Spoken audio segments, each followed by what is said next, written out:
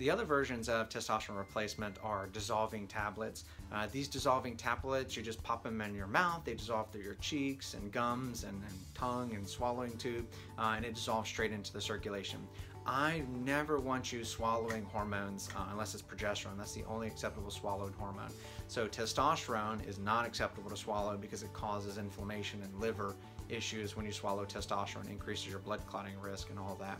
So testosterone in the dissolving format is fine because it dissolves through the tissues and doesn't actually land in the stomach. The little bit that might land in the stomach isn't enough to cause a problem because the majority of it just coats your mouth and swallowing tube and absorbs straight in.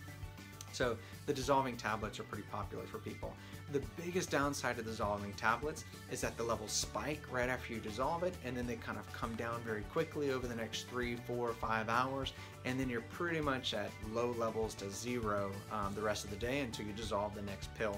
And so there's a real spike and drop each time you dissolve the pill, and so some people don't like those as much. I don't get as consistent levels throughout the day, but they're still an excellent version of replacement. Another version is the cream, so you can smear a testosterone cream on. I'm not the biggest fan of creams or the pharmaceutical gels. The pharmaceutical gels are just really expensive for no reason. The testosterone creams would get compounded at a local pharmacy, and you just spread them on your skin. The testosterone dissolves through the skin, ends up in the bloodstream.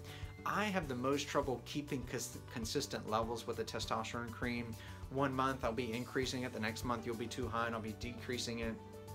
And it's just because we sweat at different amounts and the skin kind of changes texture throughout the day and week, and so testosterone creams just aren't my favorite version. Probably the most popular version is the testosterone injections. And so the testosterone injections you just get from a regular pharmacy. You don't even have to get it from a compounding pharmacy, and you inject we can teach yourself how to do it at home, and you can just do your testosterone injections. You or a loved one, or maybe not so loved one, can do your testosterone injections.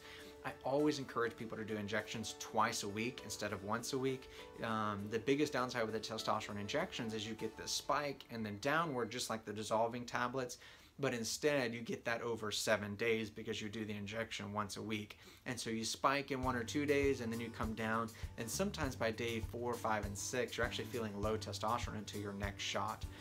I much prefer people doing testosterone injections to do it twice a week. You kind of get a smoother level throughout the week instead of the peak and trough up and down that you get with the once a week. And so if you do it twice a week, you never really get the low testosterone feeling because you're doing another injection before you come too low. Now if you're doing it twice a week, you're going to be injecting less, half as much obviously because you're injecting twice a week. But actually most people that inject twice a week can inject even less than they would once a week, because when you get that spike, the liver actually chews up a lot of that testosterone just because it's so high. Everything's in kind of percentages in the body. So when you inject that much testosterone, 50% of it can be destroyed by the liver in an X amount of time, and so 50% of a large number is a big number.